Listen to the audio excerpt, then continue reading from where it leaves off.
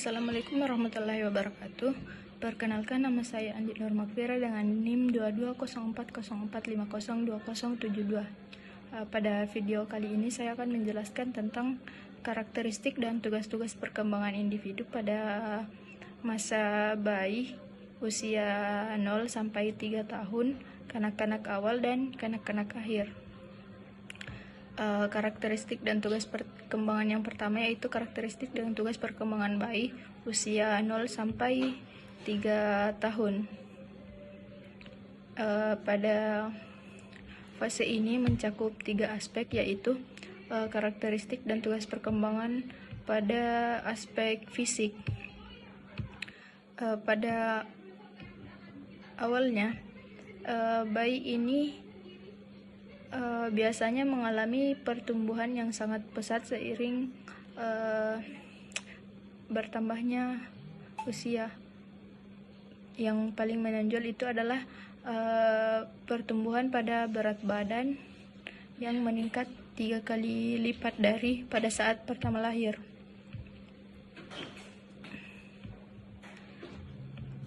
Berikut ini beberapa bagian yang termasuk ke dalam pertumbuhan fisik pada anak bayi. Yang pertama yaitu perilaku otak dan refleks. Biasanya bayi itu merespon pada saat menyusu karena adanya naluri bawaan yang disebut refleks menghisap. Refleks ini dikendalikan oleh saraf pusat yang terdiri dari otak dan sumsum tulang belakang yang menginstruksikan bayi untuk memulai gerakan menghisap yang mengontrol keluar masuknya cairan. Melalui jaringan ini pesan sensor dikirim ke otak dan saraf motorik mengirim perintah kembali.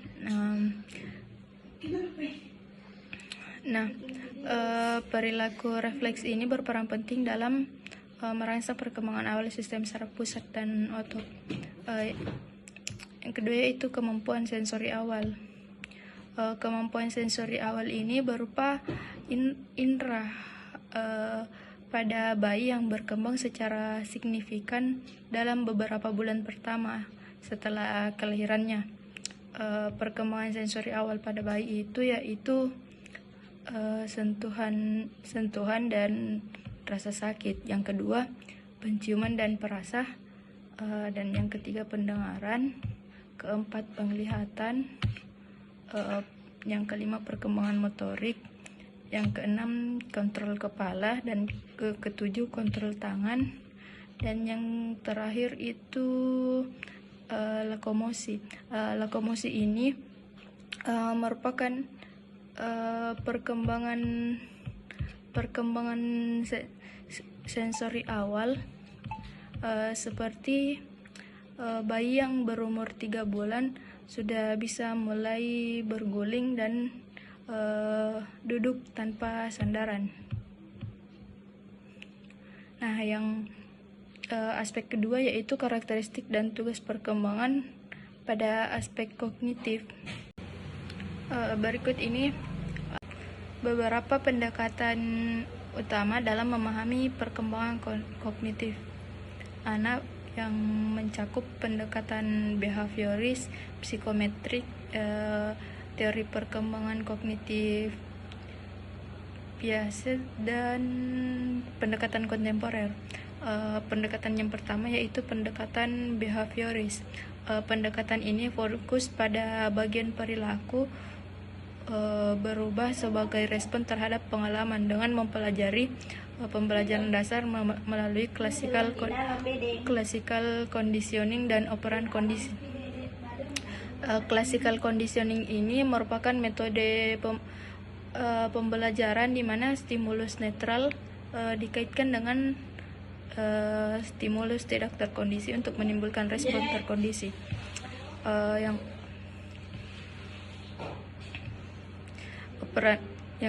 Kemudian operant conditioning. Operant conditioning ini usaha memperoleh penguatan untuk mengontrol tingkah laku organisme. Pendekatan yang kedua yaitu pendekatan psikometri. Pendekatan ini mengukur perbedaan kuantitatif dalam kemampuan kognitif menggunakan tes yang meramalkan kemampuan tersebut.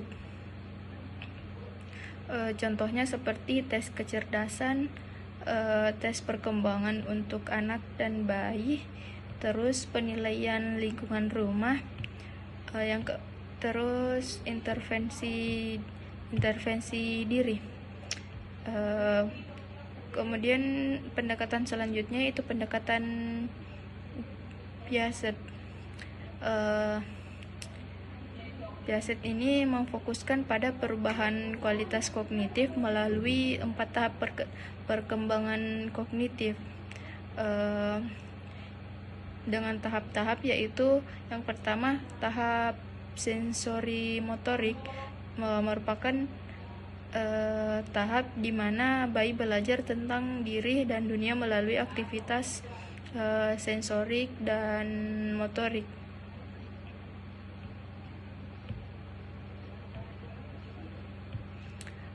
Yang kedua yaitu sub tahap sensor motorik. Nah, ini merupakan tahap di mana bayi mulai dari refleks bawaan hingga kemampuan representasional. Bayi beralih dari circular reaction atau mengulangi perilaku secara tidak sengaja ke kemampuan yang memungkinkan berpikir sebelum bertindak. Pendekatan yang terakhir yaitu pendekatan kontemporer.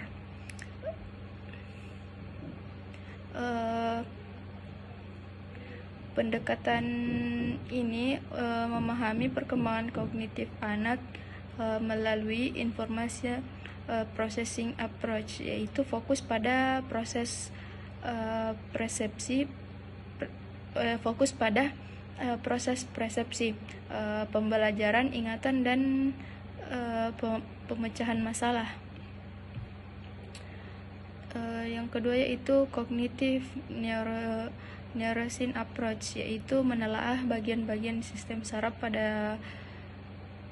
sistem saraf pusat dan bagaimana mereka memengaruhi fungsi kognitif. Pendekatan ini memberikan pandangan yang komprehensif terhadap bagaimana anak-anak berkembang secara kognitif, mulai dari respon perilaku hingga proses internal yang lebih kompleks.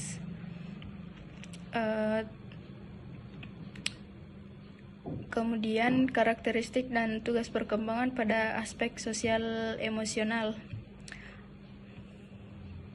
Perkembangan ini pada perkembangan sosial emosional pada anak dalam 3 tahun pertama ini sangat penting untuk membentuk emosi, kepribadian, dan interaksi sosial mereka di masa depan. Beberapa dasar perkembangan sosial yaitu yang pertama emosi, yang merupakan reaksi subjektif terhadap pengalaman yang disertai dengan perubahan fisiologis dan perilaku seperti kesedihan, sukacita, dan rasa takut. Yang kedua yaitu menangis, adalah cara bayi untuk mengomunikasikan kebutuhan mereka.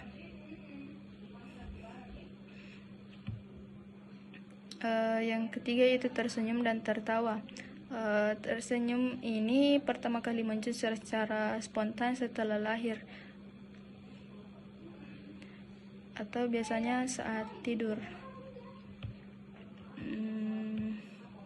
Yang keempat yaitu empati. Empati adalah kemampuan untuk merasakan apa yang dirasakan orang lain. Seiring bertambahnya usia, anak semakin mampu membedakan keadaan mental mereka dari orang lain dan merespon distres orang lain. Kelima yaitu temperamen, menggambarkan bagaimana seseorang bertingkah laku dan mencakup cara mereka mengatur fungsi mental, emosional, dan perilaku mereka sendiri. Adapun tahap-tahap perkembangan sosial emosional menurut Erikson yang mencakup siklus hidup manusia, yaitu trust versus mistrust atau percaya versus tidak percaya. Tahap ini terjadi pada usia 0 sampai 18 bulan. Pada tahap ini bayi sangat bergantung pada pengasuh mereka. Kedua yaitu otonomi versus malu dan ragu-ragu. Tahap ini terjadi pada usia 18 hingga 36 bulan, di mana anak mulai mengembangkan kontrol diri. Latihan menggunakan toilet adalah bagian penting dari proses ini.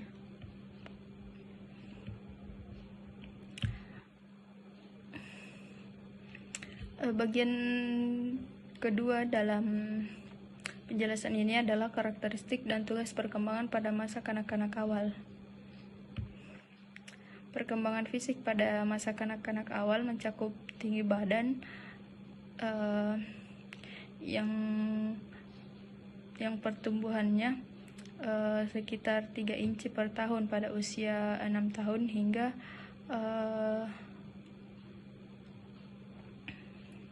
hingga pada usia 6 tahun tinggi badannya mencapai sekitar 46,6 inci.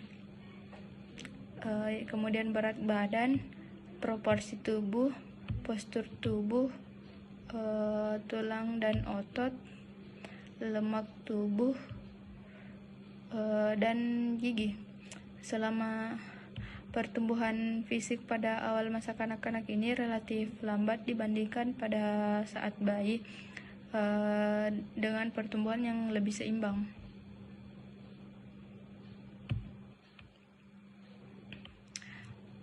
Kemudian perkembangan kognitif pada masa kanak-kanak awal. Adapun tugas perkembangan masa kanak-kanak awal yaitu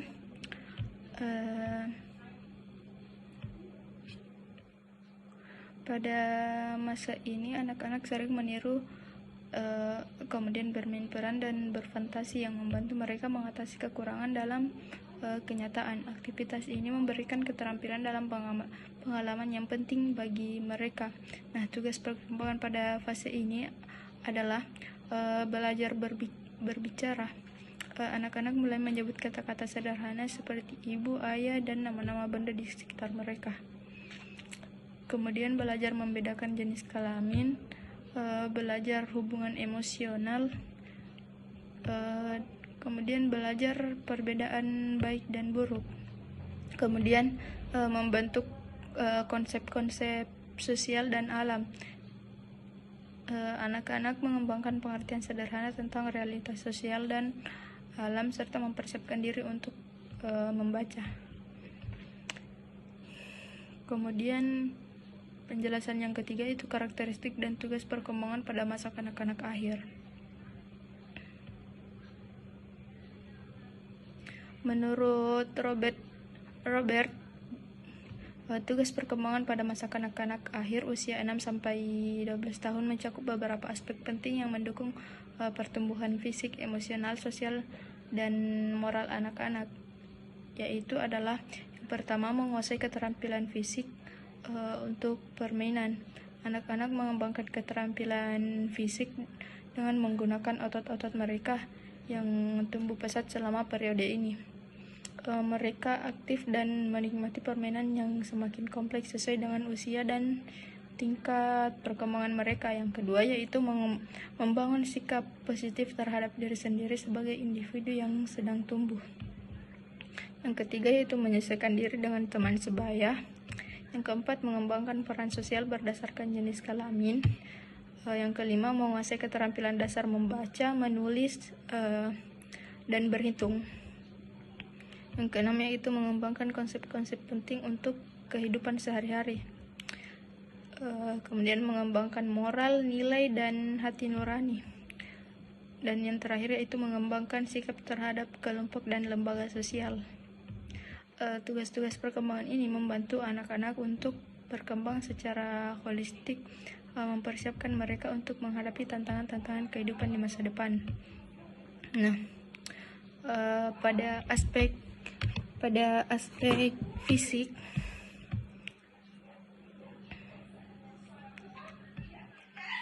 peningkatan koordinasi antara anggota tubuh semakin mahir dalam melakukan berbagai aktivitas fisik dan motorik halus. Pertama itu motorik halus, perkembangan motorik kasar. Perkembangan motorik kasar pada usia ini mencakup peningkatan keterampilan koordinasi tubuh yang lebih kompleks. Kemudian pada perkembangan motorik halus yaitu melibatkan peningkatan keterampilan yang lebih terperinci dan presisi. Seperti anak-anak semakin terampil dalam menggunakan tangan dan jari mereka untuk tugas-tugas yang membutuhkan ketelitian, seperti menulis dengan rapi, menggambar dengan detail, dan menyelesaikan puzzle-puzzle yang kompleks. Kemudian pada fase perkembangan kognitif, yang pertama ada dua tahap, yaitu yang pertama tahap konkret operasional, yaitu mulai usia 8 sampai 11 tahun. Nah, pada usia ini anak-anak berada dalam tahap konkret operasional menurut teori Jean Piaget. Mereka mulai dapat berpikir secara logis tentang situasi konkret dan memahami hubungan sebab akibat. Kemudian kemampuan mereka untuk menyelesaikan masalah yang melibatkan konsep-konsep matematis dasar seperti penjumlahan, pengurangan, dan pengukuran. Kemudian tahap yang kedua pada perkembangan kognitif yaitu tahap formal operasional, yaitu usia 11 sampai 12 tahun dan seterusnya.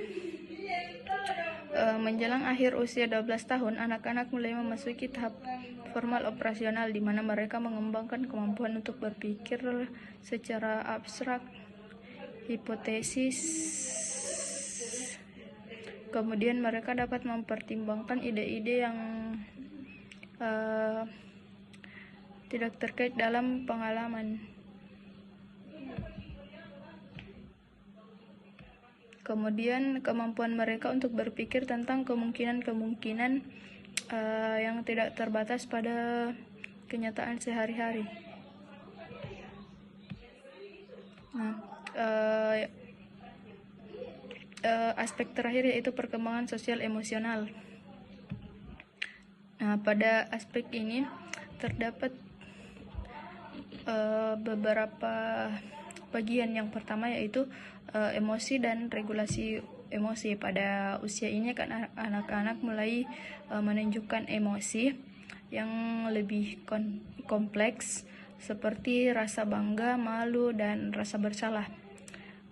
Mereka menjadi lebih sadar akan perasaan mereka sendiri dan juga perasaan orang lain.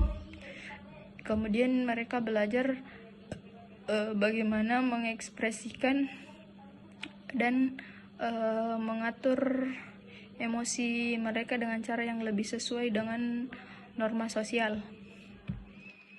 Yang kedua yaitu empati dan interaksi sosial.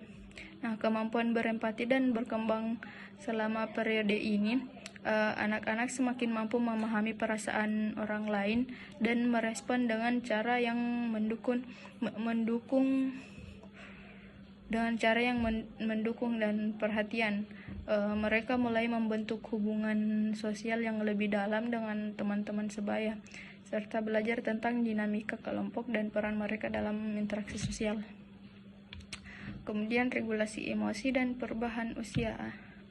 Nah, anak-anak usia ini lebih baik dalam menyesuaikan ekspresi emosi mereka dengan situasi sosial yang berbeda.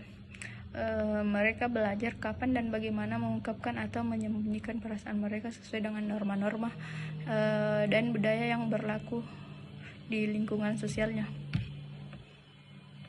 Kemudian ikatan emosional dan lingkungan sosial.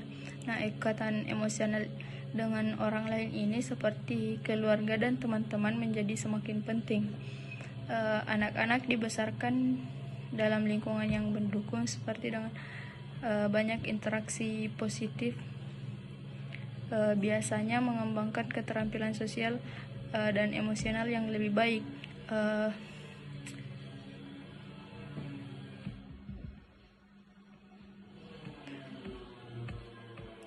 Perkembangan pada usia 6 hingga 12 tahun ini merupakan fase kritis di mana anak-anak mengembangkan berbagai keterampilan yang akan mempengaruhi kehidupan mereka di masa depan.